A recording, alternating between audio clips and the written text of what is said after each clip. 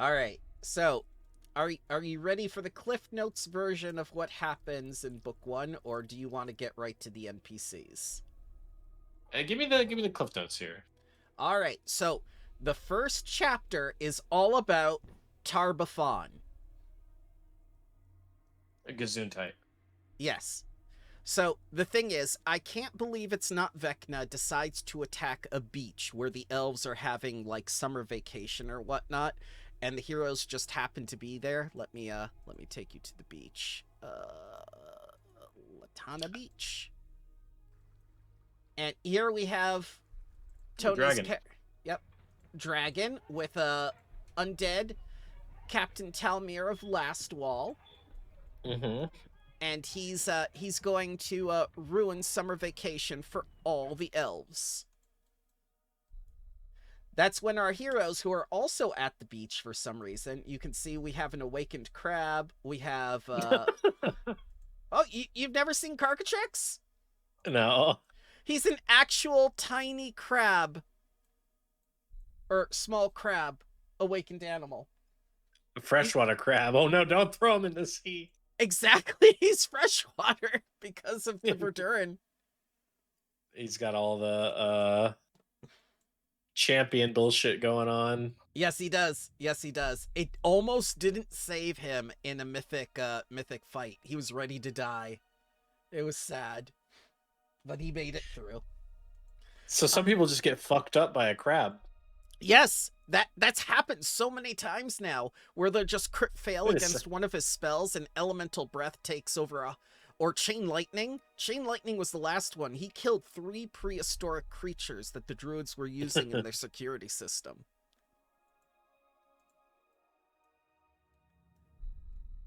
Oh boy.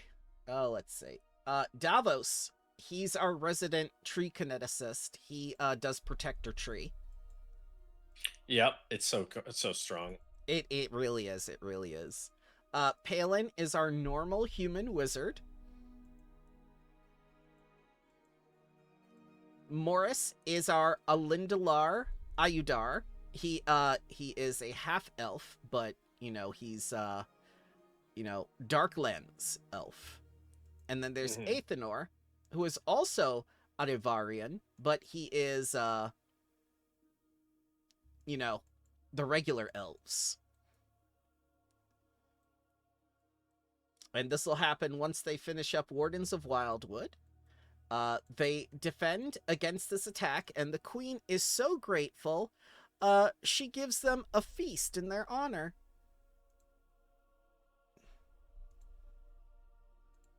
Which one does Tony play? Morris. This one. Yeah. He's a rogue. So, he does. Rouget. Yeah, he does fantastic damage. So would you like to see the queen? Sure. Oh, well. Reminds me of Kalthos, right? Yeah. Yeah, so you can see on the left, she, in Pathfinder First Edition, she used to be this vision of beautiful loveliness, but in Second Edition, she decided to braid her hair, and it was all downhill from there. Yep. It also looks like she got significantly older. Her hair color faded. She's started to smoke 14 It almost looks a day. like she's even got that smoker hole. You can see the divot. Yeah. Things have not been going well for the queen. And she hosts this elaborate banquet where basically all the elven nobility come together, and they're just like, what is to be done about this Baphon? And the heroes are just like, oh wow, you guys really are disconnected from the world. So that happens about 4 or 5 months ago, and fast forward to the present day, 6 months or whatever, and in the present era, the queen recalls the heroes to represent her in diplomatic relations with all the nations of Lake and Carthen. Mm-hmm. Now, Lake and Carthen Alliance is what she wants to form. There's Molthune, there's Nimrathas, there's Razmir, there's Keonan, and of course there is Druma with the Kalashite, Calstocracy. They're the people who don't like to get dirty and defeated the dwarves with student loans. They have so long to pay them off because of their life. Right, but they defaulted on them anyway, and then the dwarves had to hand over land. That's how Druma got its own nation. Even the dwarves didn't pay. They had all those years to pay back. I know, and they didn't. So, the queen knows that if she actually participates in this herself, or she gets other people from their nations, like the real representatives of their nations, the rulers, Tar-Baphon's gonna act against them because they'll all be in one place, and he'll be like, no, Everflame, I nuke you. Oh, Evercold? Yeah, but his is Everflame. His actually works. Evercold worked. I don't know for what, but it did go off. It did. It did. God, how many soul coins did you guys spend on that? It was 2. He took 2 from me. And the worst part of all is when I had Tessa and renamed that spell Evercold, the curse followed me. It did. And now it's really good. With the changes to it. Mm-hmm. Unfortunately, the changes did not happen soon enough for me. No. It's okay. It's okay. There'll be other opportunities. Tessa might reappear one day. Maybe, yeah. Yeah. With Rigo. With Rigo, yes. Can't do anything without Rigo. I mean, right now in this other game, there's a witch champion, so. Oh God, ew. It's free archetypes and champion, so.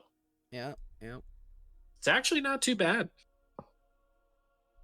Well, what kind of witch are they? Are they a cult witch, or are they primal witch? Or... They are a cult. Okay.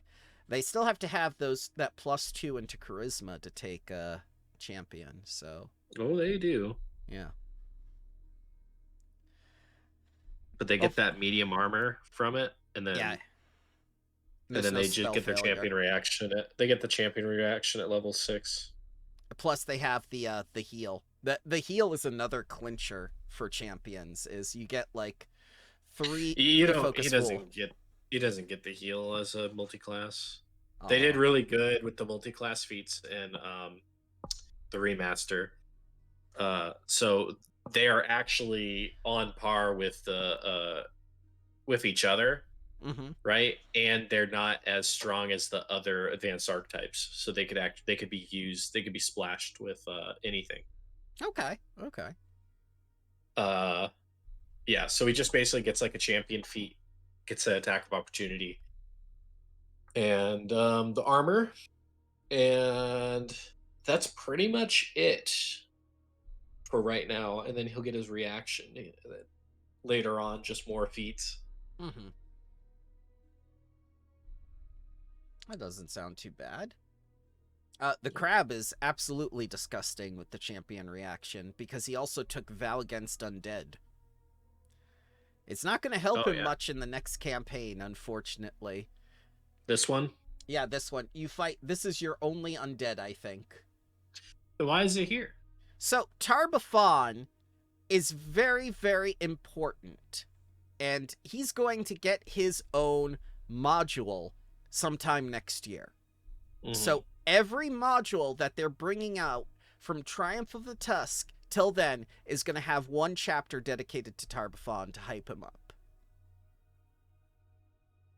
That's kind of dumb. It is kind of dumb. And I don't think James actually realizes that, because here comes the next thing. On the official forums, I tried telling him, you had us for an entire chapter at this estate with absolutely no art and no backdrops or anything to keep my players invested, what's going to keep them from tabbing out a Foundry or doing something on their phone while I'm talking? It's just like, what is going to keep them engaged? You don't even have anything visually like a vignette, which is something that everyone in Foundry and whatnot uses. Even Mythkeeper uses them, either with AI art or something else, or photographs, just to show you this is the setting you're in, this is the cabin you're in, and these, like, are the people that you're associating with. And we only have like headshots of the people and nothing else.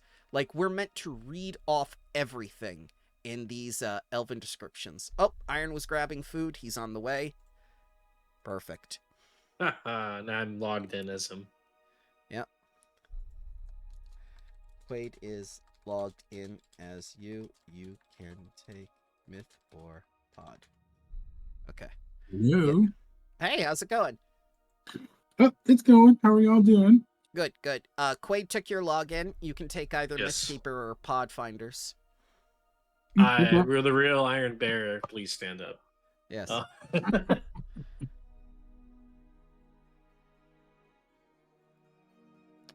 Let's see. There we go. There's you. Let me get me. Because I forgot to do that.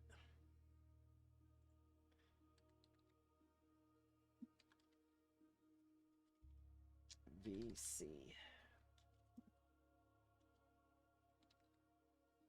There you go. VC face. So I was just catching. Oh, go ahead. So I was just saying I've been trying to cure this weird sugar craving that I've had for like 3 days.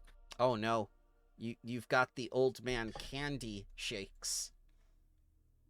Usually I just do that with a Diet Coke or something. That usually does the trick. It's been a while since I've even had a soda. It's Yeah. So I was catching Quaid up on the Cliff Notes version of Chapter 1. I was about to go into Chapter 2. So all 6 of the delegates come together. And, of course, James gave us absolutely no backdrops or anything to imagine any of this in. So I go onto the forums like a normal human being, and I say, like, hey, how am I supposed to keep my players engaged for all of Chapter 1 when you have absolutely no art to deal with the place we're staying, the place the delegates are staying, or anything to do with 74 points worth of influence? Oh, that's for you to figure out as a DM. Yeah, we're letting you do that. Yeah, exactly. His excuse was, in all the 20 years that I've been doing this, no one has ever requested additional art for a module before. Okay, so first of all, I don't believe that for a second. Yeah, neither did I. Iron saw this bullshit too. Oh, that was the thing. You smelled that shit. Yeah. Yeah, I looked at that. I was like,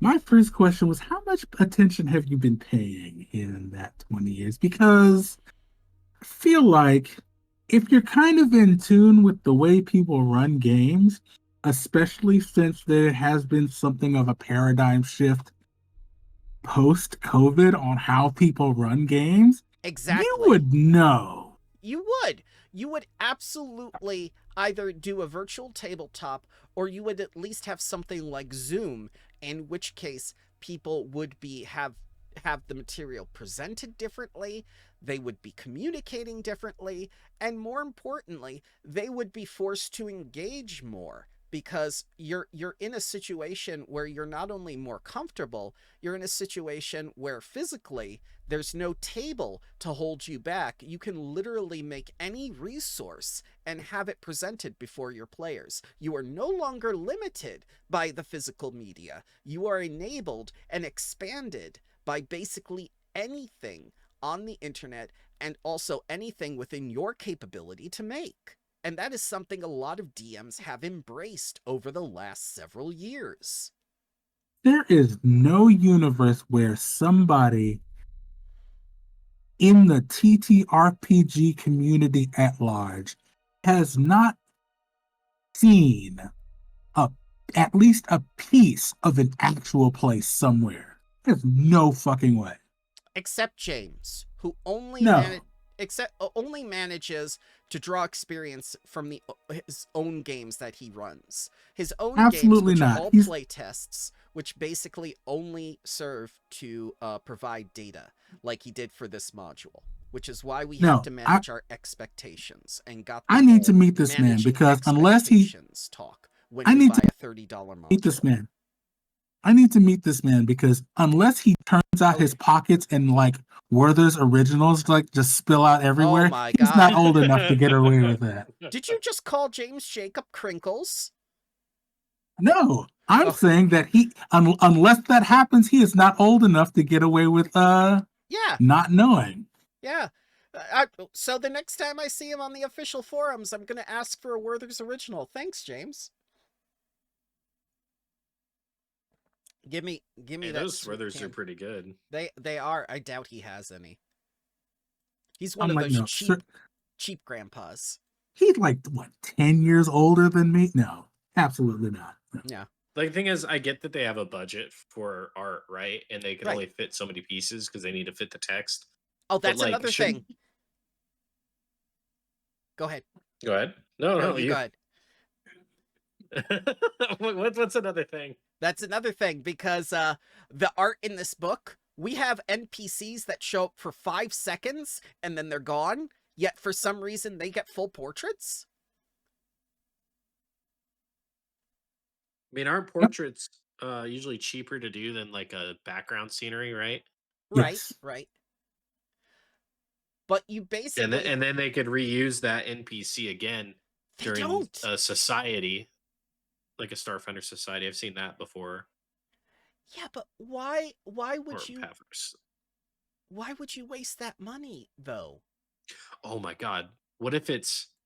Hold on. This is like a deep, like a... what's the word? Conspiracy. Ready? Yeah. They do the art for the people. Yes. The people commission the art because they want free commissions of their own OCs. Oh, yeah, that's how... Yeah. So didn't that come up when we were talking about John Compton? It did. It did a lot because of how many times Ardax was redone, stylized. So he got as many different artists to draw Ardax as possible because it's just like, check out my character, guys. That's what it is. Someone wants their own personal art. Like, oh, we're gonna need this one, this one. No. Here's the exact details. Well, what about your scene? I don't care. Just draw something for that. But this one you have to get right. Yep.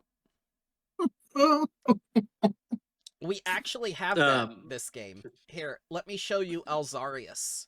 But also the thing is, I think that it's a lot easier to come up with a character, right? Like how a character looks or the idea of a character. Yeah. Ship it off to the art department, say we need this, then to think of, okay, well, we know they're going to be in a castle. What's the castle look like? Well, I don't know. We haven't figured out the maps or written the story yet, so we don't have the description of it. And then by the time, and so they're like, just get the characters, we'll put the characters in there. So that's probably why, like at a logistical sense, because they can't write. I don't think that they write. They do the art and the story at the same time, so they need the art. They need to pick art that they know is going to be there, and the easiest one is a character. This is sounding more and more like the Acolyte from Disney Plus. I've never seen that. No, not many people have. I've only seen memes. Oh, and Charlie talking about it. Tony is stuck in a call. He will be unable to join us. Aw. I will say that I do agree that having more art does leave less room for other things that might be necessary. Mm-hmm. But at the same time, how many wasted pages do we typically get in a Paizo AP? At least 5 for advertisements.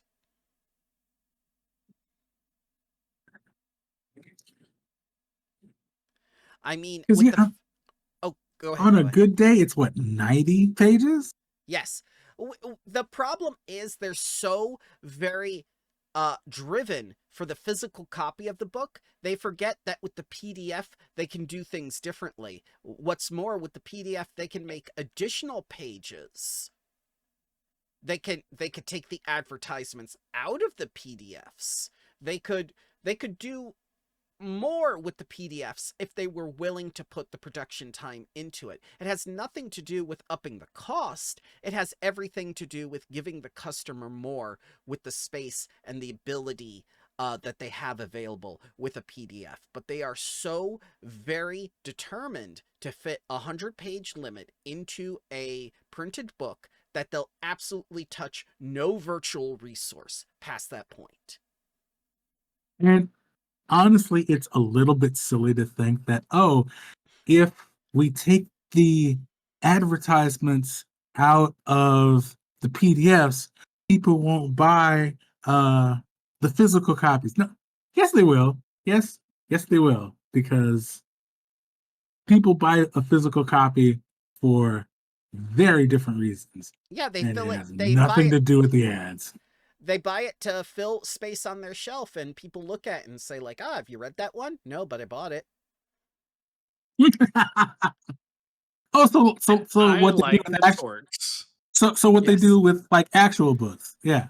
Yeah, that's basically what it is. Quaid has a lot of physical materials. Yeah, I have all the Starfinder shit. I would if I had room for it. I have second edition books in this room. There's no space for anything current. I have the original Curse of Strahd. Ooh. Before they changed it? Yeah, before they changed it, back when they had gypsies and transients and all the other bad things. Because God forbid that you'd have something that was a product of the times and actually showcased. Oh, I have the original Oriental Adventures too. Can't call it that now. Don't. I'll have a orange chicken, please. Oh my God, yes. I want Hao Jin so badly just to show up one day with takeout going like, you order fry rice? You no, was it dude, where's my car? Yeah. Okay. And then it's Haljan that was in there. And God. then I see plenty of things ridiculing people from the US with on other servers where it's just like yeehaw, and it's just every American says yeehaw, and it's like it says in captions yeehaw, a cute thing that all Americans say. Did you finish dreaming about cowboys and hamburgers and freedom? Just like no. Yes. They really do think all of the US is Texas, and They do. it's such a problem. But I'm fine with that. Or they think it's New York. Hey, get the fuck out of here. Where you walking? I'm from Louisiana, and we try extra hard to be different for no reason. I'm from upstate New York, and we're nothing like the city. No one knows what upstate New York is. We're rednecks. We're all rednecks. You're literally the people New Yorkers kicked out. Like, we don't know what you do. Leave. We Like, have I think to we're pay the only taxes. state. And you're like, oh, we've been here longer. I think we're the only state who has parishes and not counties. Like, we are super God. different for no reason. Parishes. That means you're separated by religious buildings or organizations, or Yeah. are we It's talking Louisiana. Baptist? I don't know. Who knows at this point? All right, we've I'm got. in California. Is it on fire? It is in the south. Okay. Nick Durack had to be evacuated from his building recently. He's also in California. Yeah, then he's south. Yep. Mythkeeper didn't say anything, so I don't think he's in the south.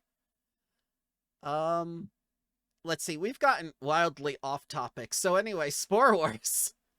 Yes, Spore Wars. The queen wants a delegation, and she chooses the player characters to represent Keonan because they saved Latana Beach. This seems like a bad idea to do this, but hey, she's really, really desperate to get these people together to go after I Can't Believe It's Not Vecna.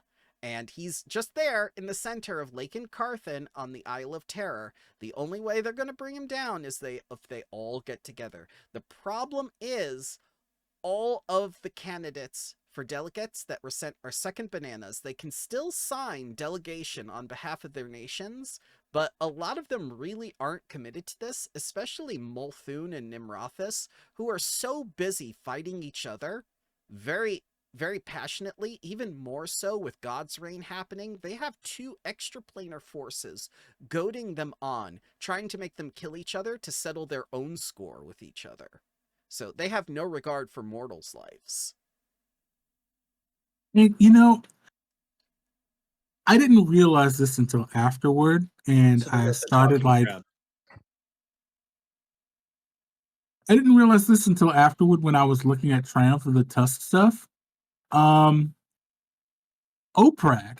the kind of upstart hobgoblin nation, yeah, it's there. Basically, they basically took advantage of the fighting between Nimrathas and Molthune, kind of snatched up a whole bunch of land, and nobody seems to care at all. Mythkeeper mentioned that last time, but yeah, they couldn't do anything about it. They just don't have the manpower to go after them at the moment because of so much stuff happening.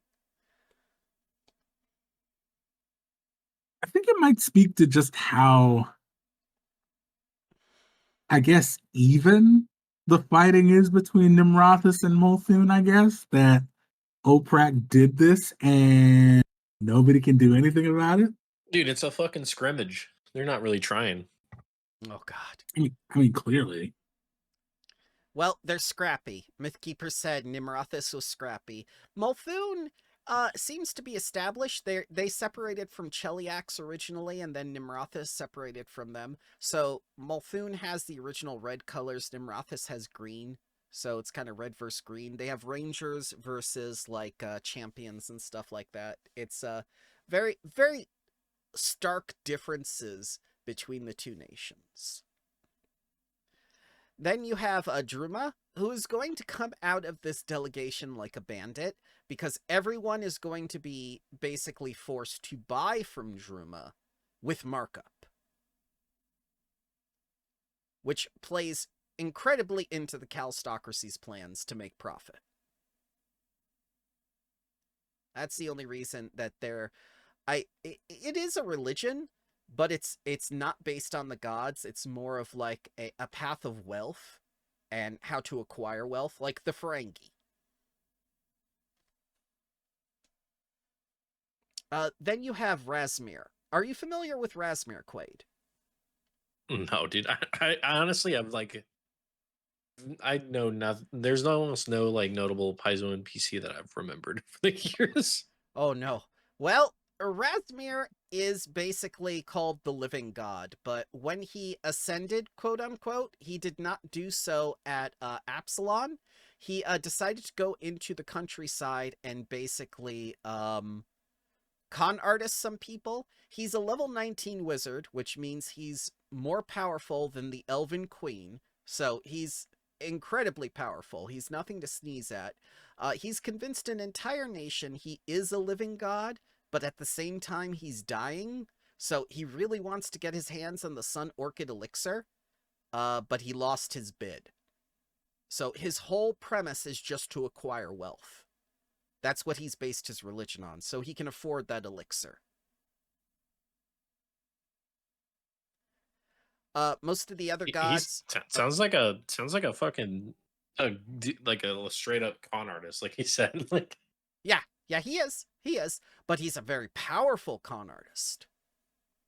He's the dude in Vegas that's like, "Oh, you gotta buy this." And why? Because look, at this part works, and someone doesn't buy it, but then he's like, "Fuck it, I'm just gonna take it from your bank account." And wait, no, stop. Actually, yes, he has pirates. He has pirates on Lake Carthan that try to convert people at sword point and just basically rob them.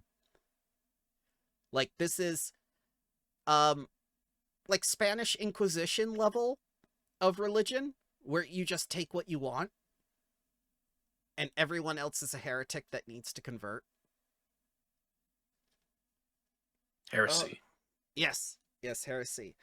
Then you have the Knights of Lastwall, which, of course, their nation is no more, but they're still being represented here.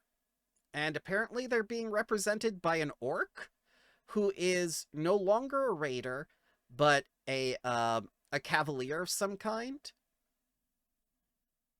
And he decides that the best way to represent himself is to come off as a scholar. And it's very...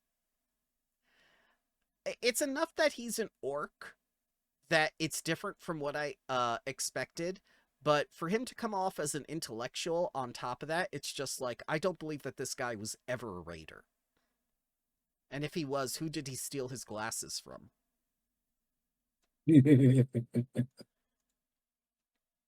Let's see here. Where is Gorin? He stole some intelligence. Gorin the Glad. Here he is. This guy used to be a raider, right?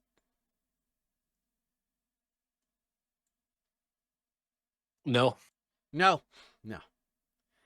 so... I don't know. He didn't raid anything, but I don't know. The library? No. I doubt it. Not that ponytail. Oh my god. He honestly looks like a dude that's like, actually, Yeah. bourbon is 50% has to be grain or wheat, and then the rest can be rye. You know, like shit like that. Like, I don't know. 50% corn for bourbon, please. I only drink that. Oh my god. Right? Like, I will never Yes. unhear that now. just like looking at the NPC and actually pushes up glasses and the Alright. Kraken is actually not amphibious. It's Oh my god. Looks God, now that you say that, he does look like he snorts when he laughs. Like, shit. Oh my god.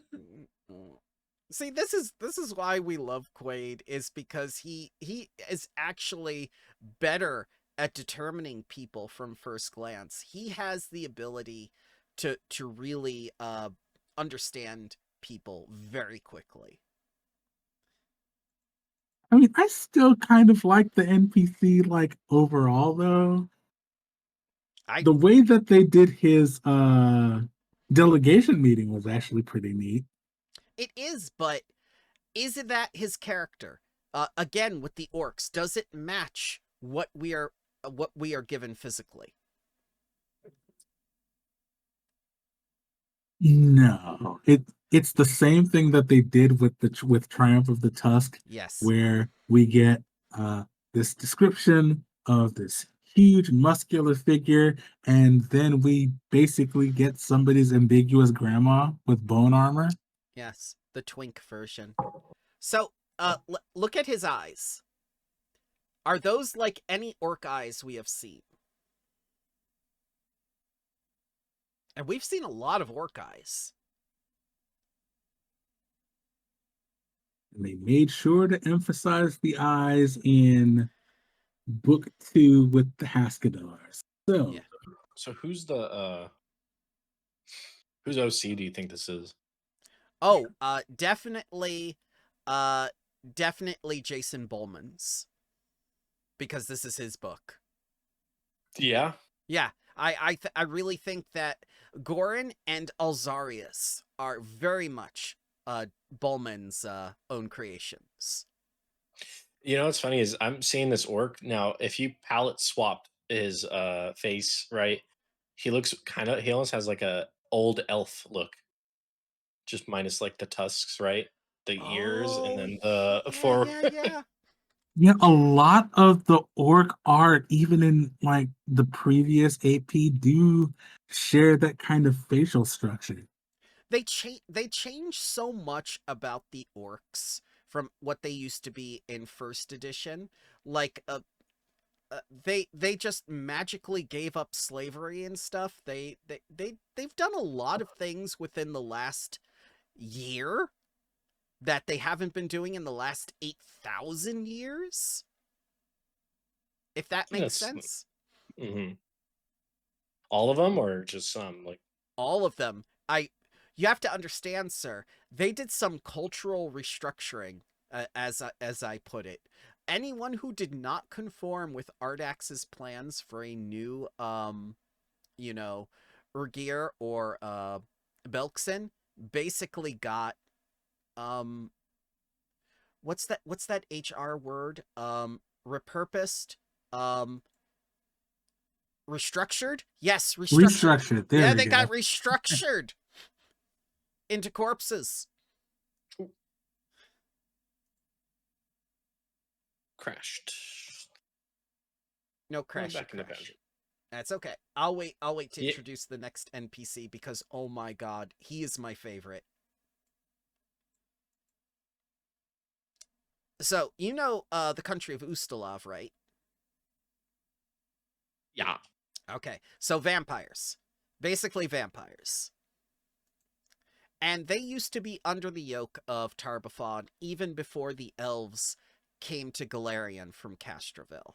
Take a look at this guy and tell me he is not Kefka from Final Fantasy VI.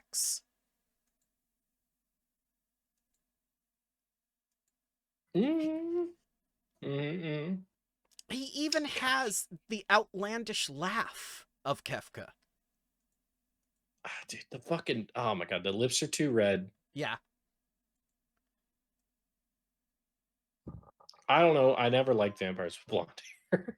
They need that dark hair to contrast all the other color, you know? Yeah. But, so, I mean, looks good. Yeah, it does. It does. Everyone at the delegation immediately assumes he's a vampire. He is a Dampier. So they're not like too far off. But yeah.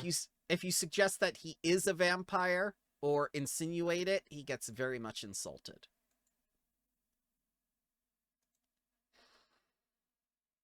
So those are the people that the 6 countries have chosen to represent them. And wouldn't you know it, it falls on the players to do all 74 points of influence back and forth between these people. Thankfully, there is a lot of automatic influence that happens, like very simple stuff, like don't screw people over, cater to this person and whatnot. But the thing that gets me the most is how insecure Molthune's representative is. Where is he? Molthune. Was his name like Admiral or something? God, he's forgettable. God, I hate that I can't remember his name. Here he is, Wesker. It's like from what is it? Solid, Metal Gear Solid, Wesker. No, wait, that was Resident Evil. Yeah, that was Resident Evil. This man, who has been a successful admiral his entire naval career, throws a fit like a child. And if you do not go to him first as the first council for delegation, you immediately lose 4 influence with him. 4? Yes, 4. Did you not see my chart? This is why. Iron also read the same book. This is why I did that handy-dandy chart to keep track of influence. Let me see if I can get that up for you now. I remember you lose influence for it, but I didn't know it was that many. Oh yeah, if you do not cater to this man's ego, you immediately lose 4 influence with him. And it puts you at a severe disadvantage. If you even suggest publicly to support Nimrathas, that's an additional 2 lost. If you meet with Nimrathas before him, that's another 2 lost. At which point, he'll just go home. He won't even stay. I think a better method instead of doing these like subsystems, right, Yeah. is they should just write about the NPCs and how they'd react, and then do a little thing of like a check, right? And the Yes. check is just, oh, how should we interact with this person? Usually society, but it could be a lower skill, or if someone's like their class or something, maybe you have them roll like nature if it's a druid or something like that. And then just give them kind of how their personality of what you think they would prefer. Other than that, it's like if the PCs make the mistake, then yeah, here's their then they're gonna react this way. And that would be They're That's gamifying it too much. yes. and I that was would be just about to say that. I agree, and that would be perfectly fine. I would prefer that to an influence subsystem, because why would you needlessly complicate roleplay and make it so that everything is dependent on dice rolls? If you actually engage the NPC and do what you need to do, why have a Mass Effect judgment system in place just to grade you on how well you did with a dice roll? And dice are going to betray you no matter what. Like, if you don't crit on the Queen's Letter, that hurts you with everyone, because the Queen's Letter is going to apply to all the delegates. You need that 1 or 2 with all of them. Mm-hmm. It So, also doesn't help that, like, I noticed this, like, just going through Triumph of the Tusk stuff and then going back and looking at the DM's guide. They don't really give you good examples on how to run the subsystem for influence as they write it in the APs. yeah, that's the thing, because everyone is more casual in this sense, and in this sense everyone is more formal, and we're given small councils that we can only do 2 a day with during a 5-day stint. So, can you see the little flowchart I made? Yeah, Okay. little. This yeah, little. This represents all 74 influence points for all 6 delegates. The red arrow means that you will receive a circumstance bonus against your rolls. The green arrow means you'll receive a circumstance bonus for your rolls towards the goal. And as you can see, things get very complicated very quickly, especially with some of the choices branching, because you have to make decisions on the articles themselves, like self-defense, providing aid, conquest, things like that. And it gets to the point where, how am I going to keep my players interested if they have nothing to look at? How much in a module called Spore War do you think that we're going to do politics? This is not like Star Wars, where there's politics everywhere. When You you want to know what's funny is I'm playing right now in a homebrew campaign that is very, very political, mm-hmm, right? And almost none of the politics gets handled by our role. that The only ones that does is like, hey, your character, you received you took it out of your downtime to receive training to like how to act in like these situations. So I'm gonna like roll your hidden check, and the DC is a lot lower because you took that time to train, but you're mm-hmm. not a master at it yet. You just learned it. And like I said, there's been so little, what's the word called? Like it's done really well in a way where it doesn't require stuff like this where you have to write it out. Well, that would be fantastic. I would prefer a system to that. The problem is, with subsystems, we are driven so much by victory points. Th- Uh, yeah, they just need to get rid of the subsystems like completely. Just give the NPCs and give their backgrounds and what they want, and then let the like have the NPCs have a goal, yes, and let the DM decide. That way, every game's a little different with each party. that would be fantastic, rather than doing this streamlined Mass Effect nonsense where everything has to be a certain way. And that really doesn't contribute to the players interacting with the NPC. That contributes to efficiency, which brings me to my next chart that I made. You make a lot. I'm a mathematician, sir. This is what I do. I see no numbers. Oh, 74. There's 74 Seven- numbers. There's 74 fucking numbers. So here Real we go. numbers, whole numbers. This is how to maximize influence. There should be another entry called efficiency, which I did within a spreadsheet.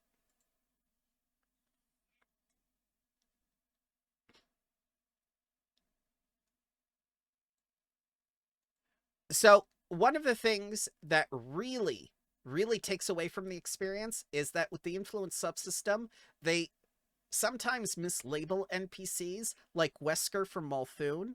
He is not arrogant, he is clearly insecure, and his character portrays that at every turn. He even yells at his own men, which I'm not sure an admiral would do in this sort of setting in dress uniform, where he would just like outright dress down his men in front of people, especially a delegation from a foreign nation.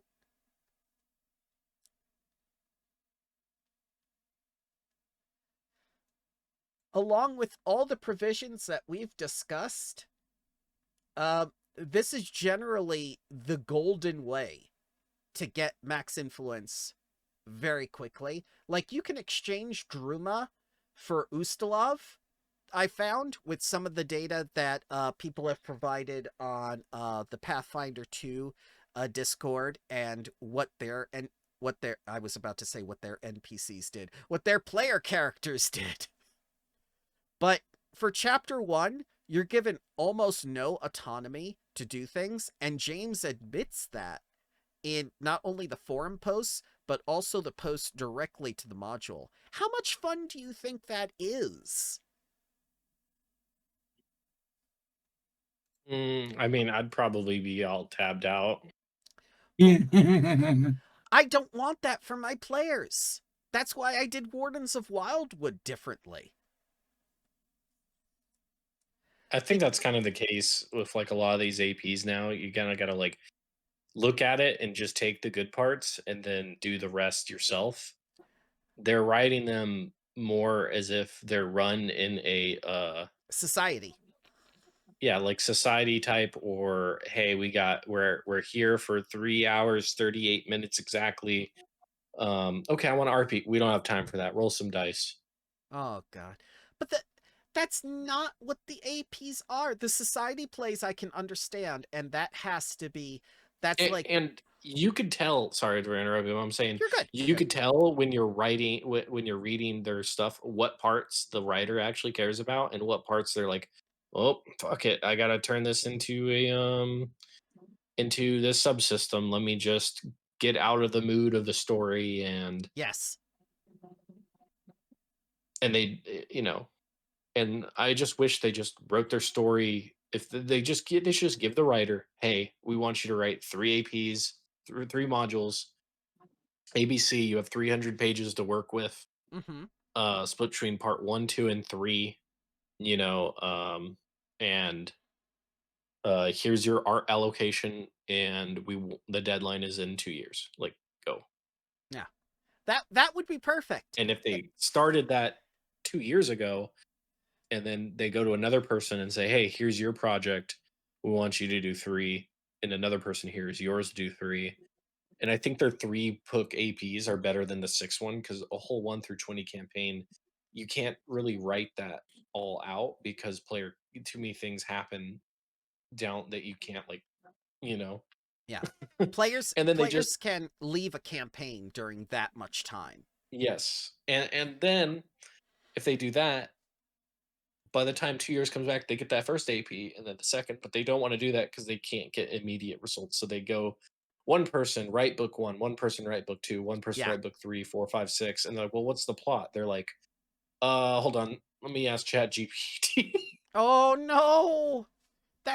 I hope that's not how they get their outlines. I really I hope don't think not. they do. I think they do it. They definitely get the actual outlines, but the thing is, they have to make them broad and generic enough to where they can hand them to 6 different people to write 6 different books at the exact same time. But how does that work to bring a story together? That's you could end up with something so disjointed it feels like Question, a Final Fantasy game. do you want to know who the big bad was in Age of Ashes, Bramble? Dayhawk? It was a gold dragon. How does that make any fucking sense? Dayhawk never gets referenced really again outside of just like something else minor. He's the whole reason for the AP. Yes. So just to go back to that, it's a gold dragon that, remember that first town you set up? Yes, How they with talked about how Breach their Hill. ancestors, yeah, how a lot of them woke up without memories. Yes.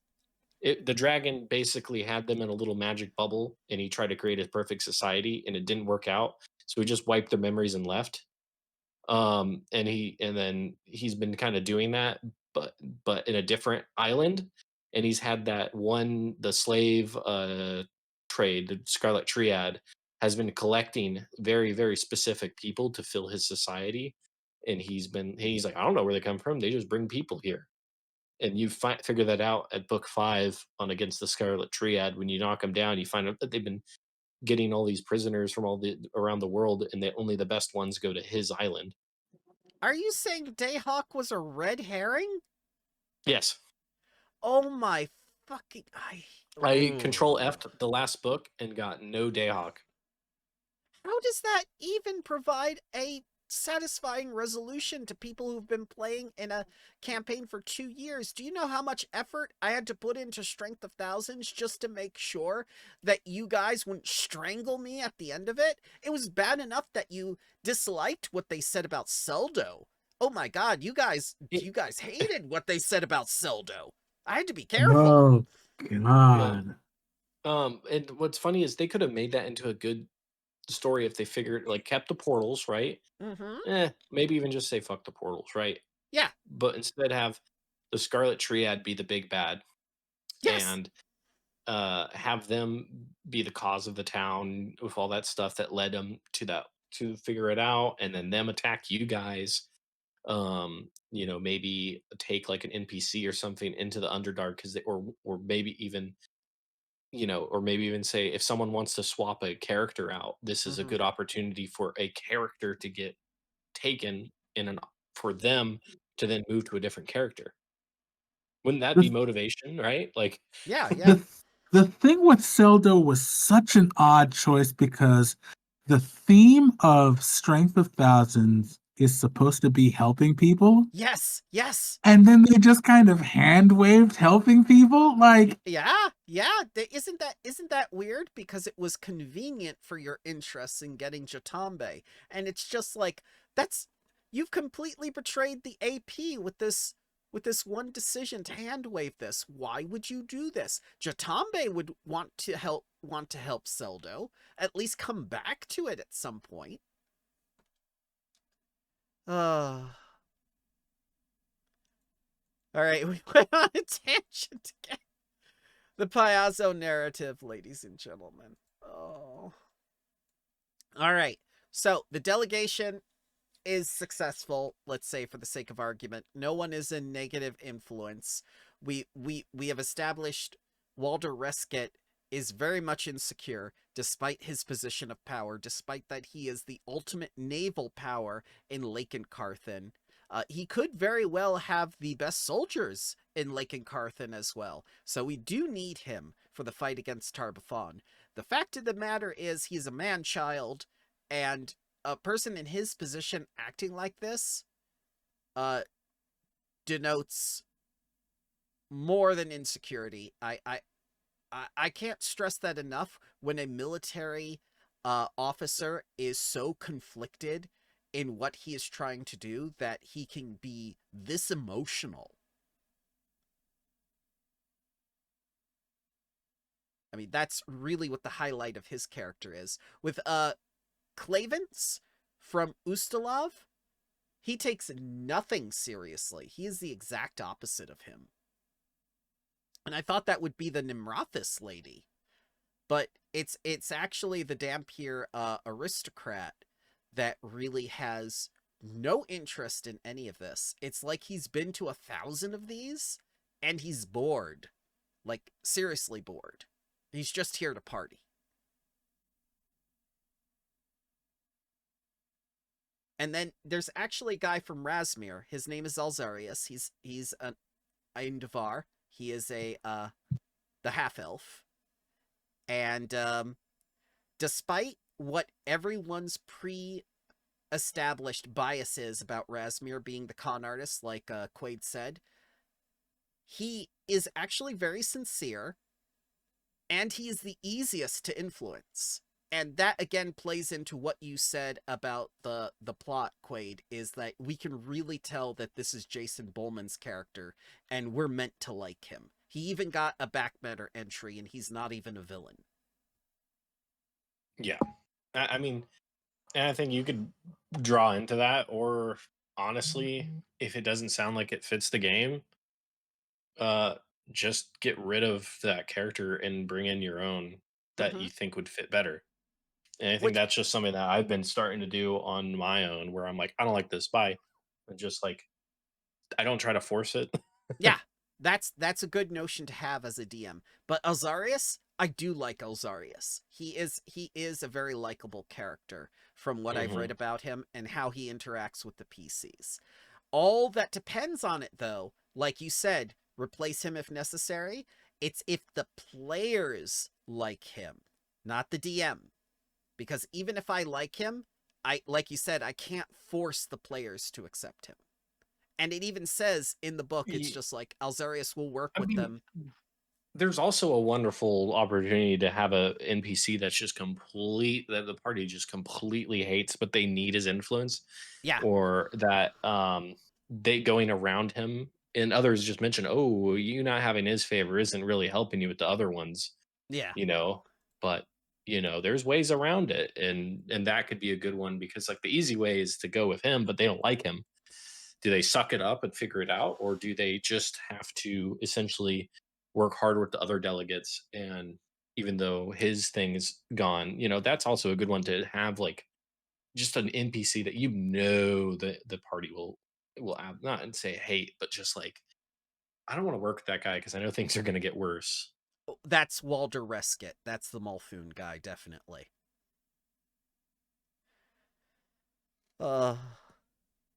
So we've got all the delegates, we've got all the influence, everyone's happy, no one's in negatives, and then all of a sudden, Razmiri assassins come in and try to kill Alzarius, the representative from Razmir, and all the delegates.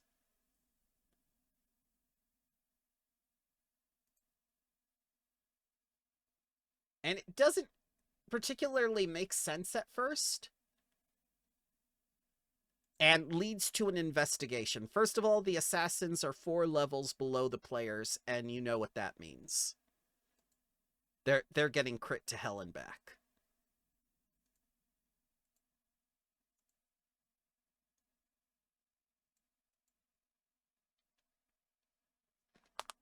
That is such a small shield. She's a fencer, remember? She's a swashbuckler. Yeah. They should just give a small little parrying dagger. Sorry. It's just like the one on her hip. Oh yeah, like that one she never uses. That's always in every shot of her ass. Yeah. Just like Sela's bow. Sela never uses that bow. Yeah. She only has sword and board. That's it. That's all the artists know. Hold on. Look at the guy with the glowing purple hand. What is wrong with his thumb? He's casting a spell in Midjourney, maybe? Doesn't that look a little weird? It does look a little weird now that you mentioned it, yeah. It's off. That's not that. Kill him first. I never would have noticed that. Wow. Yeah. It's like his pinky, right? Yes. Yes. He needs the die first. Is that like an AI hand? It does look like an AI hand, yes. Quaid is very good at picking up on small details. Is that a right? I'm just like lost. No. So, the assassins bust in, the players easily dispatch them, but this is the opportunity the writer takes. Jason basically says, any delegate you have at negative influence dies. And it's just like, wow, you're out of the story. I guess we're not getting help from you for Spore Wars or for the Whispering Tyrant. And we don't... Tree Razor hasn't even been mentioned once yet. We're still focused on Baphon. Like, we're spending all this time establishing the fight against Baphon, and we're not even getting into the actual thing the AP is about until the very end of Chapter 2.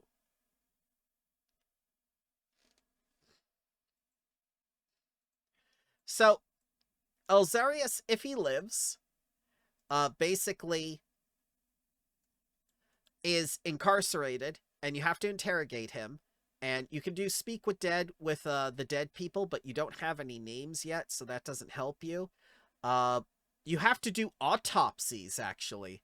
The Elven CSI Keonan people give you, like, autopsy kits, and they say, like, you know, cut them open. Just, like... Do you think any of your players will have the skills for autopsying someone, even with medicine? I don't know. Depends on really on if they care that much, right? I think maybe there's autopsies, but I bet they're crude. Or they'll just cast Speak with Dead, and that's the fucking autopsy. Well, the new Speak with What Dead... killed you? Damage. Got it. The new Speak with Dead requires you to know the target's name, and none of them have identification on them. Nor did they say their names before they died. So that unfortunately cannot work. It's like locate object. If it's surrounded by a body of water, you can't locate object. It's like locate object, but you have to know where the object is to locate it. Yeah. Yeah. Not very helpful. You basically get, at this point, after the investigation, that if you cut these people open, you find fungal filaments in their guts. And you have no idea what that means, and it's just like, you found fungus inside of them. I guess that's a clue. Like, if you have an investigator at this point, that would be helpful. But the iconic for investigation, Quinn, he's not here. I don't see why anyone would be an investigator. And for being an investigation, we don't have the investigation subsystem, which has been used before. That's strangely absent, so this is much more freeform, which I do enjoy. You search their hotel, you go through things, you find their name, you find basically the instructions to kill Alzarius from one of his fellows, and also from, the rest of the delegates. And you find out that it was basically his equal in Zer that was doing it. And Alzarius confirms, his, the other silver masked guy doesn't really, do things like this, so it sounds very out of character for him. Let me come with you and investigate. It's just like, okay, so if we have him, we can get into Zer more easily, because no one really is allowed into these places, because they're basically like, what's that cult with Battlefield Earth? The Phaetons, Scientologists. It's basically like Scientology, where you have certain numbers of steps, and that denotes your mask color, which is very important to them. If you're not one of the faithful, they won't let you in unless you're a merchant. So Alzarius basically says, like, you guys need to pretend to be merchants now, and I can't be who I am because that would be too easy. So you have to conduct an investigation at the same time in Zer that you're not arousing suspicion, because if they become too aware of you at that point, they'll just kick you out. And thus, in Chapter 2 begins a long string of one-time NPCs. Where's the... one-time NPCs. Like this I mean, guy. they have their use, but you don't get art for them. You just... Yes, you do. Holy shit, dude! It looks like someone left the iron on for too long. And Yeah. like the art and like the graphic art on the shirt smudged. Yes. So basically, Snarf tries to sell you his boot, which is also a clue. Um, he's basically in the story for 10 seconds. I think that pretty much solidifies that point. There are several others, like an innkeeper and whatnot, but they, oh god, they're in for even less. And it comes down to the point where you go like, okay, in Zaire, the sewers. Gotta get to the sewers. That's where people keep disappearing. And that's where a lot of the fungus is coming from. So you find a cult within a cult. You find like a lot of Razmirian priests and devotees are like half fungal creatures. You find a fungal mask that's all smashed up. Alzarius confirms like, oh, we would never let this happen. The mask is so important to us.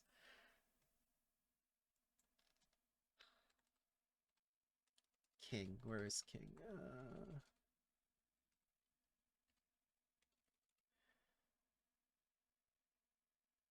My, they do not make searching easy in this.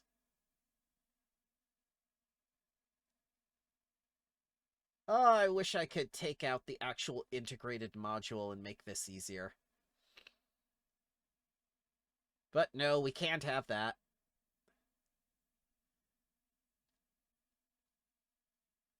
Basically, you find a guy on a throne down there, and he's basically all but mushrooms. And that is that is the man who's been masterminding everything and sent the Did they get art of that?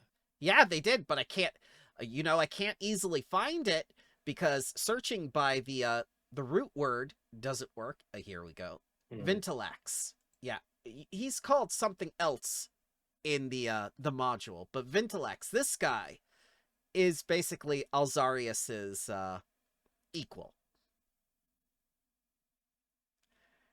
And the Spore has almost completely taken him over. And he basically infects other people who also get mind controlled by the spores. And the spores are telepathic, so he can still tell them what to do. If the spores are telepathic, why would he need to write out instructions to kill people? Because not all people can read telepathy. Of course. You don't know what language he's getting telepathic messages in. God. I've heard of being also, illiterate. Do you think he eats those off him? No, I don't think he eats anymore. I didn't know that you could be telepathic illiterate when it comes to things. Grung. Oh, God. All right. So, you find out this man has been doing it. You kill him. And once you kill him, you basically find out in his room behind him with all these drawings and words and everything that this guy called Lukarazyll was controlling him. And Lukarazyll is going to destroy all of Greengold and the delegation because the delegation threatens Tree Razor. This is the first mention of Tree Razor, and it comes at the end of Chapter 2. So we're finally on course now. And at this point, we have to go back to where the delegation is being held, because if we don't, something bad will happen. We don't know what. We get back to Greengold, where the delegation is being held. It explodes in fungus. The Temple of Calistria, where the delegation was, is completely gone. All those priests and priestesses and whores basically turn into root walkers. Do you remember The Last of Us with those mushrooms? Yeah, that's basically what they are now. They're the cephalopods or whatever it is, the mushrooms. So you're there. For some reason, the delegation is untouched in the estate they were staying in. That is the one place in town that is basically untouched. You get there, the delegation tells you what's going on. I don't know why the delegation didn't take it as their sign to evacuate, but they're staying. That seems a bit counterproductive to how delegates would actually act. Like, if a foreign country that you were staying in got attacked, wouldn't you be evacuated? For Depends diplomats? on if you have a way to leave, They all have a way to leave. and it depends a lot on politics. Like, because if they all left, then that could be bad, because then it might be seen that they have no faith in that country, and yeah, things would be bad. It could be bad, you know. None of them really do have faith in Keonan. Keonan's been an isolationist nation for the last 2,000 years. This is the first time they've ever tried to work with their neighbors at all, except for the whole taking refugees from Razmir thing. Maybe it's just me. It doesn't sound like a good thing. I mean, then have them leave. It would make more sense. It Yeah. would make... So Yep. my thought on that is, if they're doing this big formal meeting, they already know security is an issue because they're talking about Baphon. And So, assassins just happened. and so exactly. So feel like having a solid evacuation plan, even a general one, should be something on people's minds in a reasonable universe. It would make logical sense that they're willing to evacuate now that an assassination attempt has happened in such full force and numbers from one of their own countries, that it would cause them to be a little bit suspicious that maybe the elves aren't really that good at protecting themselves, because now they've lifted the isolationism. I mean, I feel like if anybody would stay, it would probably be the Molthune Delegate. Why him? Feel like he probably feels like escape is beneath him, I guess. Oh, yeah. That's the arrogant part, yes. Show these elves how it's done. Oh no! Sometimes you just have to hawk Tua, your majesty. Meanwhile, Clavens is like, well, party's over. Later, losers. And then he's gone. Yeah, Like, why does Clavens have to stay at all? Like, what's his motivation to stay with his character as it is? morbid curiosity, maybe? I guess. I mean, it is a little bit of a stretch, but, you know, the argument could be made. All right, so you get back, a terrorist attack has happened. All the delegates are strangely there, sitting on their hands, going like, we just saw this happen. Did you see it happened? And then they start giving you presents, because that's what you would do if you were a diplomat in another nation. You'd start giving presents at this point. And they basically say like, oh yeah, good luck taking care of everything. And some of them fight, some of them don't. Which I think it is neat that some of them do fight. Like, this would have been a great chance for the Molthune and Nimrathas NPCs to really mesh a little bit on something common. But maybe that's just wishful thinking. Same for Ustalav and Last Wall. Druma, there's no way that woman is getting her hands dirty. Chloe would never. I mean, getting her hands dirty is literally anathema to that woman. Yeah. So, this is the part where the story really takes a downward turn. First of all, there's a gardener on the estate He's an elven gardener. He's been around a while. He's a very good gardener. He is a level 8 gardener. At this point, the PCs are like level 12 or 13, I think. I think they're level 13. So you have a level 8 gardener. You start finding this mysterious fungus. This weird fungus that no one's ever seen before. You have to do a research subsystem. As one of the tenets of that research subsystem, you must find a high-quality sample and ingest it. Don't ask me why, but that's one of the tenets of the system. And when you ingest it, you can get a disease, and you become telepathically linked to the fungus, proving that there is a telepathic link to a tree raiser or whatever extra-dimensional force where this fungus came from. Now, if the gardener... Well, this is really weird, because the gardener can be chosen to do the research subsystem for you. It takes longer if he does the research for you. But he doesn't need to eat the fungus, nor does he get affected by the disease. At all. So my thing is like, why... And I'm glad Quaid is here for this one. Why is the grung option to eat the fungus the first and like most... Grung's smarter than most people.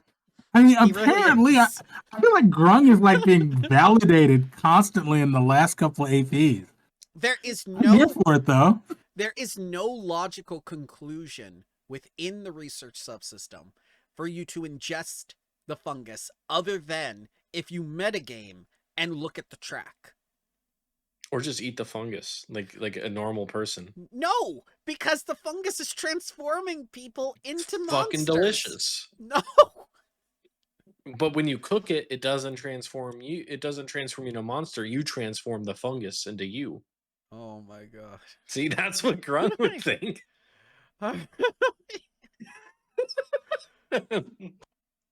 Here, he'll do it. I know he would. He drank 7 doses of hemlock and crit succeeded all 7 doses. Snacks was mortified, going like, holy shit, even Karen succumbed to poison. This is delicious. What the fuck? I feel like meanwhile, Ryan's on the ground. I feel like in that situation, it's just like a smash cut to the fungus and Grung staring at it. Quick pan over to like the rest of the party discussing what to do. Pan back to Grung chewing and the fungus is gone. That's essentially what happened on the airship. And then it goes to that meme of like the person like with their dog. What's in your mouth? Give me that. No. You know that's what happened on the airship. He was down there on the 2nd level. You were all discussing what to do on the 1st level when you saw that X-ray vision. And he was like, hi, hello. It's just like, grapple. What? Oh, what the fuck? You're like, yes, we know what's going on. Grapple. He was so willing to talk to you. He was so willing to talk to you. That's how Grung speaks. Suplex, Spinebreaker, God Smack. Godbreaker. Oh god, Godbreaker. You if that works on the final boss, I will laugh so much. Well, so the idea is grapple, Spinebreaker to give them the clumsy 2. Yeah. And then so they'll be clumsy 2 grabbed next turn, do Godbreaker, and they'll be at a -4 AC. See, if Samshu does fear on top of that, you're set. Well, I could also intimidate too. Yeah. So we could do if I can get all those off and then get a full-on Godbreaker. She could add Sicken then. The Sicken or Encumbered's also. Well, Encumbered just gives -2, and Sicken only affects your own attack rolls, not your AC.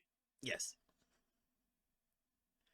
All right, so I don't like how this research subsystem is handled. Also, it's a 6-track research subsystem compared to all like the 12 or 18 or everything else we found in the middle of basically an action sequence where everything is falling apart around you. People are dying. They need to be saved. You need to find out what's going on. And it's just like, well, we have to do 24 hours of research, basically 4 hours per point. And it's just like, why? The entire city is being taken over by this fungus. We don't have time. And 10 minutes of looking, cursory glances, will show you where the fungal nodes are anyway. Once those nodes are taken care of, which is basically the apex of the research subsystem, once you reach all 6 points, you know there's 3 fungal nodes protecting a heart somewhere. You can look around and find this in the buildings that are infested with mushrooms. You don't need a research subsystem for this.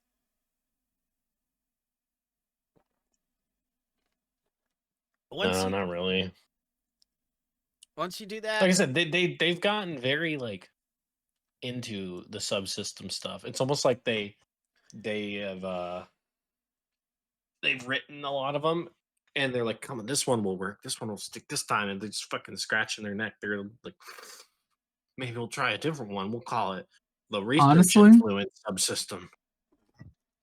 Honestly, the more they do it, the more it feels like it's there as content filler. yeah, subsystems are not substance. Because I'm generally of the mind as a GM that every encounter, whether social or a combat encounter, should serve the story in some way. And a lot of these influence subsystems kind of don't. They kind of feel like Quaid said. Don't Family Guy writers do that too? Will they write the joke ahead of time and then just do an aside to insert it? Yeah, that's usually how they do the flashbacks, but the flashbacks are usually fine because it's short, sweet, and it ends. Have you seen Naruto, sir? Oh, I know all about the Naruto filler when Yeah. like the bug that smells Yes, I things, remember yeah. that one. Yeah. The curry of life. Or Yeah. Mecha Orochimaru, yeah. Yes. Or that big filler arc with Sasuke. That was a very big filler arc. Yes. Imagine Boruto filler. Oh my god, Ooh. it's even worse. It's even worse, man. Don't even. So, you reveal the fungal heart is indeed in the Temple of Calistria, and you find this goober at the bottom of it. And he's a demon who has been overrun with fungus. He's basically a subordinate of Tree Raiser. He was here to nurture the spore, the Jaharlu spore. And Jaharlu is the demonic realm where Sifakzev, his Tree Raiser's father, is from, which is basically just like a big puffball or something. And the spore comes from there. That's why it's telepathic. That's why it has all these weird powers. It was actually nurtured by the Red Rain from Goran's death, and that caused it to incubate faster, but he set off the button too quickly before it could destroy all of the Elven city, and now he knows the jig is up. If he doesn't finish the job, Tree Raiser's going to kill him. So he thinks that killing the players is going to hasten the spore if he can murder more people.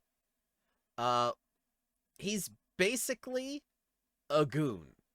Like, this is a really, really low-level tier demon that's just been bumped up to the player level. Like, he's got the mirror vulnerability. Do you remember those demons in the Church of Abadar that you fought? On the Extinction. Extinction Curse, yeah. Yeah. When I got poisoned.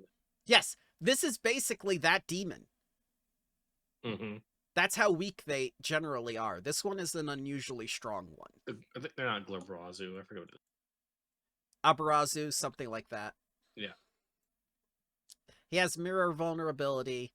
But it's just He's been there the entire times. The Spore has come up from the Darklands. You think they would have mentioned the Alindalar, or they used to be Drow by now, but we haven't. I guess they're the elves that are not appearing in Spore Wars, the Elven Focus module, because of Second Darkness. And Piazzo still hasn't said what they're going to do about Second Darkness, because that's when the Drow tried to cover the world in darkness by calling down another starfall upon it. That was another 6 AP. Anyway, this guy is going to try to murder you.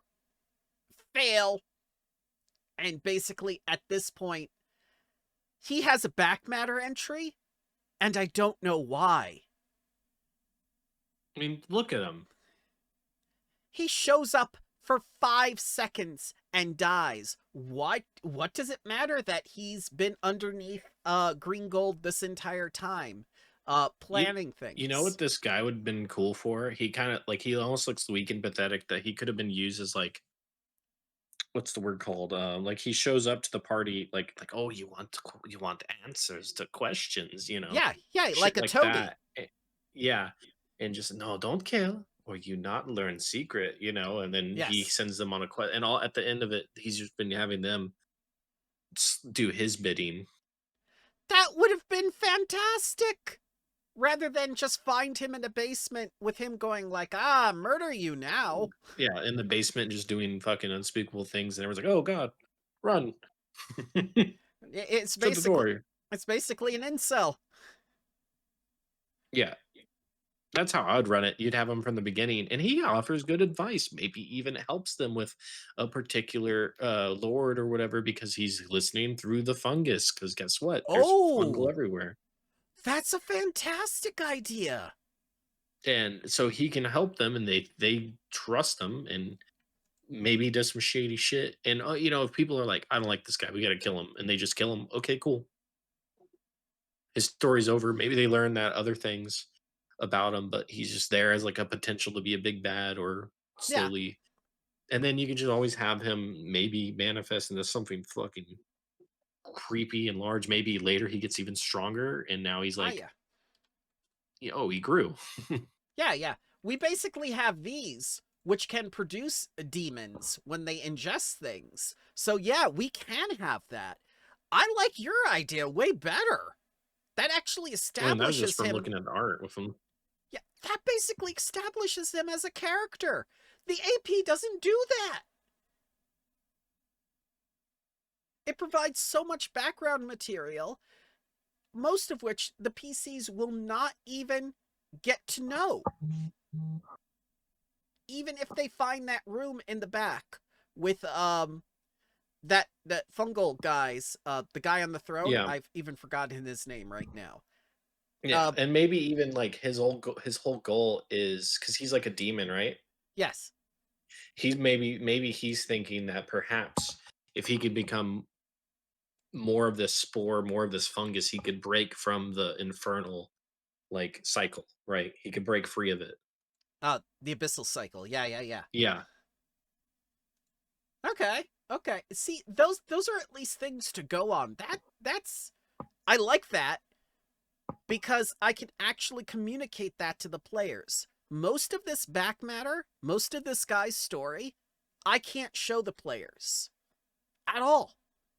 At any point. Yeah, and the idea is he doesn't have a backstory, and he just tells them, oh, like, you know, he, you know, his story is inconsequential, and it really is. He just has an opportunity using the players because he might have knowledge to gain more power, and his backstory starts with them, basically, you know. Yeah, it kind of feels like Ruzadoya and Wardens of Wildwood, where you see them and then they never interact with you. It's just like, how is this a villain? This is basically an encounter you have picked to put at the end that you're trying to ham up as a major villain, and they come across as a mook. Yeah, because they haven't had a relationship like you've been detailing. There's no relationship to the player, so there's no impact when they die. Even if he's the guy who pushed the button for this fungal bomb, it doesn't matter. He's just another monster to kill. Yeah, and maybe if he's the one that does the fungal bomb, the party themselves are supplying him everything he needs, little pieces of it or information or stuff, all in the guise of he's doing research on the fungus to figure it out, but in reality, he's just getting pieces of it Oh my together. god! What if he's the elven gardener? That would be phenomenal. Oh, Yeah. Holy And maybe shit! he has like maybe he has like a he's like, like a fucking Nurgle god, right? God of Yeah. spores and pestilence. Maybe that's who he's worshiping. He's thinking if he makes this bomb, he'll get essentially promoted like a divine champion or cleric. That fits into Tree Razor perfectly too. Sir, you've just made the AP better. And all you've done is look at the art. I haven't even had coffee today. Oh my god. See, this is what we want. These are the things we want. We don't want subsystems. We don't want bullshit. This is 5 minutes of talking about the character has helped immensely. More than reading like 20 pages of the consequences. And the consequences is that the other NPCs end up dying from the PC's own actions. And that would actually have meaningful impact on the players. Like you said, because they were the ones helping him all along without realizing it. That gives them more of an investment. Oh, man. Why? Hopefully, book 2 will be a little bit better. But still, I'm glad we were able to talk about the NPCs. Like, even Cursiary, like, we've gotten some good stuff. Mm-hmm. Mm-hmm. God damn it. So at this point, you're basically declared heroes of the elves, and they give you 2 treasures that are really good at killing demons after you've killed all the demons. It's just like, thanks. This will come in really handy now. Let's see. Where is Nimrathas lady? I think her name is Y something. It starts with an A. I'm gonna use the restroom and grab something to drink. Okay. Oh, yeah. Yeah, her last name starts with a Y. And her badge is this big Keebler elf cookie, like one of those chess cookies. I don't like that. It's too big.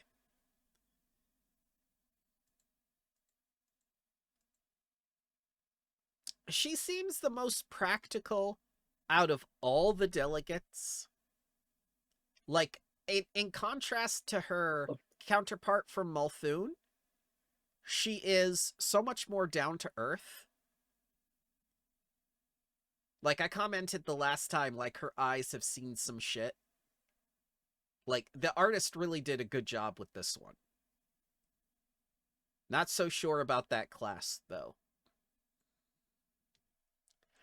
I really feel like she does give off the aura of helplessness, though. Like, she's trying to ask for help desperately without it coming across as begging.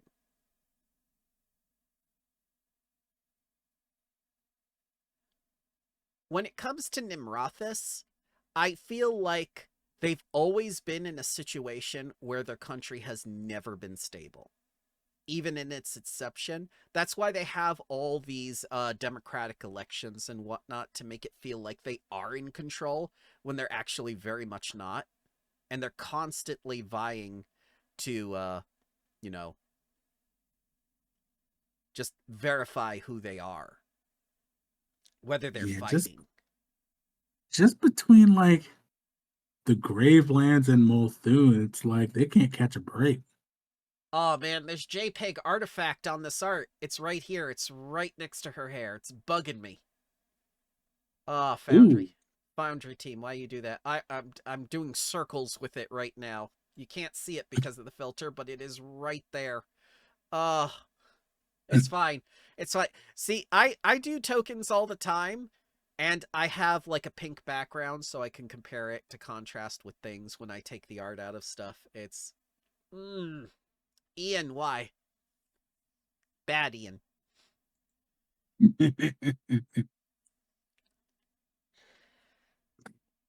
She's the most earnest out of all of them.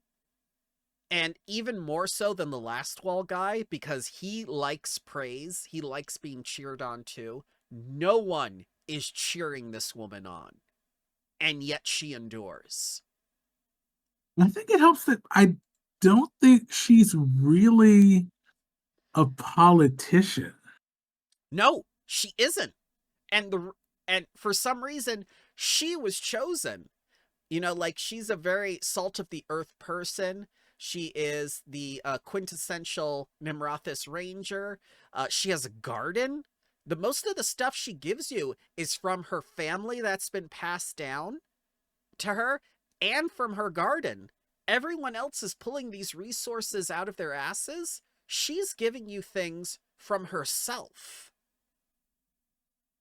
She feels like she's more aligned with the adventurers in general Yeah. than any other delegate. Yeah. So maybe she connects on a level that the other delegates don't. Like, she sees herself in them and what they're doing. Maybe that's why. Welcome back, sir. Maybe that's why. Oh, go ahead. I was gonna say I also got another drink, and I thought of another idea for that. The character with the spores, right? Lukarazyll? Yeah. I mean, go ahead. Yeah, and the one that you forgot his name. Ventilax? Ventilax, Yeah. yes. What if he was also influenced Ventilax, and Ventilax failed to do what he could do? Oh. And Ventilax thinks that he calls yeah. for help. He calls out before he's dying, or as he's fighting, he instead calls out for that creepy dude, right? The small one. He's like, "Help me! You promised you would aid me in killing these adventurers or whatever. Yeah. You know, give me my full power." And there's just silence as then they realize, wait, Ventilax was getting help by this guy, but we have been helping that guy. Yes. It's just Oh like shit! That's and the where gardener. did we leave him? Back at the town. Yeah, that's the gardener from the estate. The one that's been talking to us and the delegates the entire time. The really helpful one. Yeah. Oh my god. It fits so perfectly. I love the idea. I mean, it's war. War is bad. War gets people killed, and then they watch literally people like get their fucking limbs blown off or get turned into monsters, and they have a combat as they fight through the town, fighting all these NPCs that are now been sporified or whatever. Yep. And he has magic. He has magic at his disposal. So the fact that he could disguise himself with a veil or something else without infecting people, it is doable. He is one of the serving. It is weird that everyone from the estate left to go stay as the guest of the queen so they could have the estate for the delegation, but they left this gardener behind? The groundskeeper? Maybe people do get sick and infected, but they don't know where and why. Where is it coming from? Oh, that's even better. Yeah. See, what? It's so frustrating that they overlooked all this good stuff they could have implemented in chapter 1, and Quaid has come up with more good ideas in 10 minutes of looking at art than we have been grueling over in about 20 hours of reading the actual adventure. I mean, what does that say about the professionals? They probably have their hands tied behind their back with bureaucracy. You know what? Probably. Because the writers are just kind of like, I'm just here for a good time, not a long time. Oh, God. They write their book and then they're out. Yeah. You know? Yep. Which I get because, like, the writer's investment in the AP is over after they finish their 3 chapters. Yep. And we did hear from James in the live play that he could not get 3 writers to sign on to this. He had to bribe Jason with getting more Razmir into the adventure for his book. That's the only reason he got Jason to sign on. James had to write book 2 himself when he's the creative director of this AP. That usually doesn't happen. Yeah, I mean, so like they do a lot with the freelance writers, right? And I guarantee you that when they send their little package out to these guys, which they probably can't show to the public, it's going to outline everything, right? And I guarantee you that it's probably going to be like out of the 100 pages they have to work with, there's probably maybe 15 that they actually have their own input, and the rest of it is just translating what they want into text The in outline, yes. subsystems. Yeah. Yes. Instead of saying, here's 100 pages, make a story. Here's 100 pages, make a module. Um, Feel free to run it by any ideas if you want to tie anything with a different module, Yeah. but you could just do it. Just have it in this world, following Pathfinder rules, and then I don't even think the writers get 100 pages. I think they're told, no, that's what I'm saying. Is yeah, it's just like, here, do 70 pages, and then the rest we have to insert the subsystems and everything else oh in no, the I bet advertisements. it's like 17 pages that they get. Oh my god. Like go through it and try to find parts where you could tell that are like written with like care, right? And it's Oh it's yeah. it's actually fun where you could see it is in small bits at the beginning for like the introduction of like the scene. Yes. uh like where it says like introduction, and then before it gets into the details, the introduction has more things about the scene than what is written in the text for the rooms. Yeah. Yeah. And plus the dungeons. The dungeons are not written as the exploration story like AV. So I doubt that the writers themselves did the full dungeons, other than maybe like the blurbs of what the Vintilax said and whatnot, and also like the final room. I mean, they didn't craft the dungeons themselves. I don't think the writers are responsible for that. Nor are they the encounters. But we're talking about the Nimrathas lady now. Those were very good ideas, sir. Those were excellent. Yep, And that's just what a little bit of scotch does, well, I wish Piazza would take a little bit of scotch. Nimrathas lady and her Keebler Elves cookie badge. We were discussing how much more genuine she is, and Iron mentioned that she doesn't really seem like an actual politician. She's just a regular freedom fighter. She's an adventurer, kind of like the players, and she connects on a different level than the other delegates do. Her country very much needs aid, but any public aid given to her will distract with Molthune. So the way that it has to happen is you have to covertly go into these small councils and ask, "Are you willing to give aid to Nimrathas?" And one of the things Alzarius does, the guy from Razmir, he offers to give a larger than usual contribution than the other nations, and he's willing to give some to Nimrathas as well. That's another good point in his favor that the players might like him for.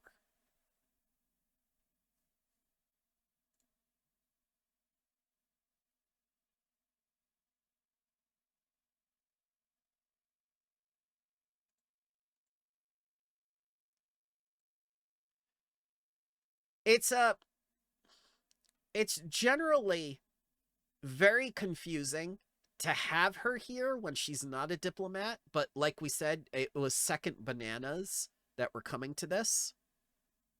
And she's way more real than Clavence is, and even more impactful than the last wall, Gorin the Glad. Like she doesn't need encouragement. She doesn't need to be cheered. She doesn't need the other securities other people have, because she's lived without it all her life. She's been fighting all her life.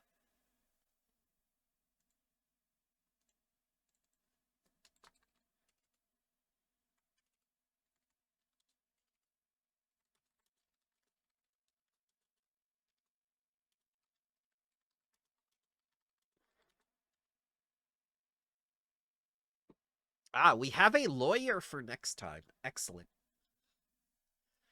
He shall do well to replace the genetic engineer I lost in Spore Wars. Not Spore Wars, in Bloodlords. Excuse me. What was he genetic engineering? Friendly. He was genetic engineering nematodes. Oh. He was using the Chinese facial technology to recognize people at the cellular level, and he got it to work. Yeah, but I'm pretty certain that it was probably getting false matches because they would just know that this person's depressed. This person's Yes, depressed. the nematodes are depressed. Everyone is depressed. Yes. All crime is responsible by this one person. Case closed. Tom Cruise. Oh no. Oh. Yeah,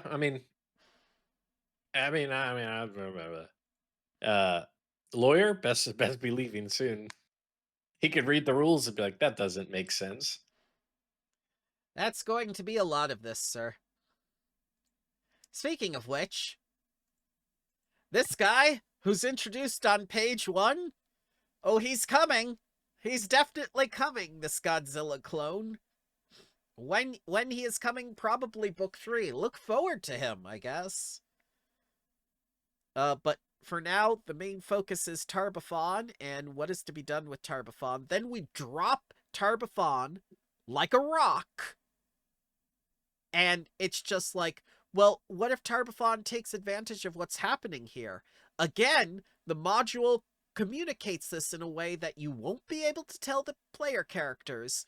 Tar-Baphon has his hands busy on the Island of Terror. Doing what? Why? He's doing something that's beyond the scope of this adventure, TM. I guess. Oh my god, imagine if he made a shirt that says that. I would love that. I would love a shirt That's that beyond says... the scope of this adventure. Yes.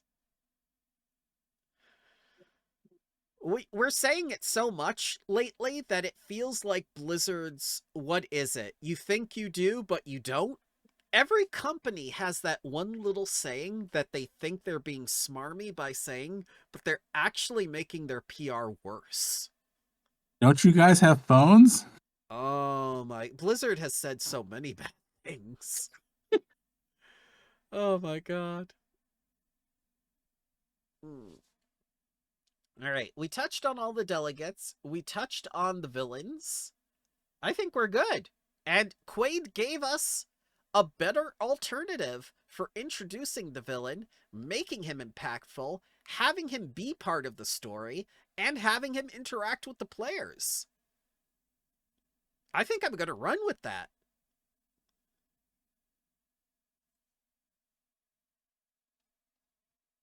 Have him be the guy, and they're like, "Oh my god, we can't trust any of these people." And then, But we can trust the gardener. Oh, yeah, he's like the gardener from Starfleet. He's that one guy everybody knows. It's just like, don't you know this guy? He's the old man. He's the gardener. He always gives me great life advice. And that gives justification for the gardener to even be there. Oh god, why would you introduce the gardener?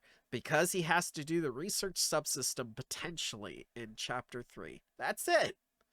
That's the only reason he exists. yeah, and maybe he offers it first, like to them, like, "Oh, this research. I was something of a researcher myself. Oh, Maybe that's a... I could maybe I could take over." Yeah. That's another thing. When they do the autopsies, he can offer his expertise on the fungal strand they find. Yeah, and then he offers that, like, well, you guys have been doing a lot of research. I mean, I'm just a gardener, but if you pay me, I'm more than happy to do this for you, but I don't need payment in gold, you see. Yeah. In fact, I've always wanted to just complete my research at a more practical level. Maybe I could help design something to help you defeat this. Yeah. But with Yeah. it, I need samples. Yes. Oh, man. That's much more sinister. And makes him feel like a mastermind. I like that. That actually plays into what the back matter has for him, but never delivers on. rather than Yeah, just having him cram in a basement. Yeah, all that back matter for like one encounter seems anticlimactic.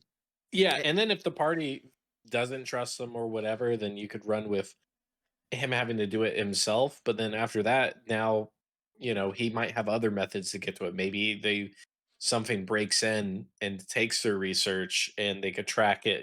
There's other things he could do if they don't, or if they figure it out early. yeah. You know, he's not as powerful because he hasn't completed his research, and then you could Hmm. always have the other. There's other things you could do too, because I know Paizo a lot of times they're like, this guy's at the ending of the module, the book, right? So they don't want to introduce them earlier in disguise or as like an encounter in case they figure it out too early, Yeah. or it dies. Because then people are gonna say, well, they fought him and he's level 14. They fought him in chapter 1 and they were level 11 or 11 and died, like. Yeah. Yeah, we run into that problem a little bit with Curtain Call and Yes. Fenton. Oh, Fenton. He is such a load-bearing NPC. He's So got... a lot of times, I was gonna say, a lot of times they have these NPCs, right?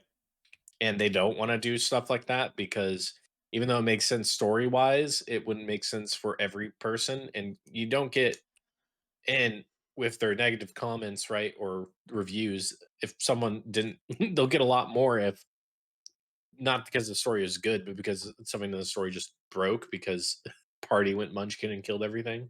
Well, yeah. We tend to have that in my groups. I mean, like, players will discuss two sessions in a row what their plans are, and when it actually comes down to it, at the last second, they'll do the exact opposite. I can't tell you how many times that's happened in Wardens of Wildwood, where they've had these elaborate plans that they've spent so many in-game hours on, and just not do it. It's tradition. It really is. Which is weird, because Myth Keepers groups do their plans flawlessly when they make them.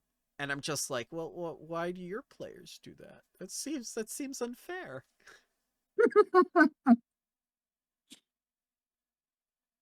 Oh god. But I really do appreciate it. Thank you, gentlemen, for being here for the local recording and whatnot. I didn't stream because I didn't know how stable Iron was going to be and whatnot, but I'll get the video up sometime this weekend or before next week. Hmm.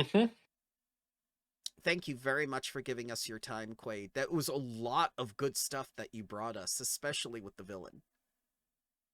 Yeah. Well, we'll see how it plays out. And we'll find I out. could. I think that Tony will be the one to let the gardener in and do everything, and then Oh my god, why is it always Tony? I mean, when it's not been Tony. it is Oh always my god. Tony. Oh, this guy seems great. I love him. Look at this guy. I'm I gonna still adopt him.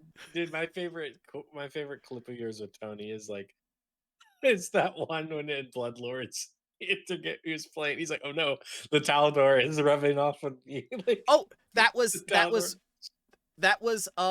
what was it before? It was Crown of the Cobalt King. Yeah. That's right. The Taldor Nice is affecting me. Yeah, I love that one. He was great. He said, It's like, like, you're oh one of the good no. ones. Yeah, and then he's like, "Oh no, what have I said?" He's like, Yeah. showing off on me. Oh God. Oh, it was so perfect too. He's always so natural and off the cuff. I love having him. Seeing him in Starfinder's going to be fantastic. Dude, yeah. I think he's gonna like the system of Starfinder. I'm been cooking, you know. Yeah, Like I yeah. said, it's not gonna be too crazy a story, but it'll be I don't I guess a combat focus, and the combat will bring a lot of the story elements into it, right? Mhm. I don't need an epic Uh, story, sir. I just need, like a fun game. That's it. that's what I'm saying. It's not gonna be an epic story. Like I said, I want the story to come through in the encounters you guys have, whether they be like a little bit of the little. It's gonna be a lot of combat overall, right? Yeah. Because that's the kind of thing. But like the stakes, the decisions, and how you guys do the combat.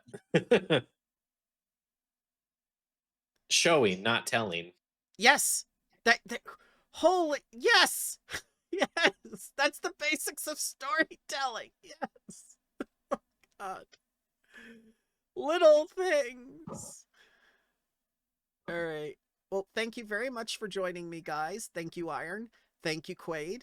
I really do appreciate you giving me your time like this, guys. Yeah. No problem. Have a wonderful night, and if you give me your information on your characters, I can make you tokens like I did for Brimstone.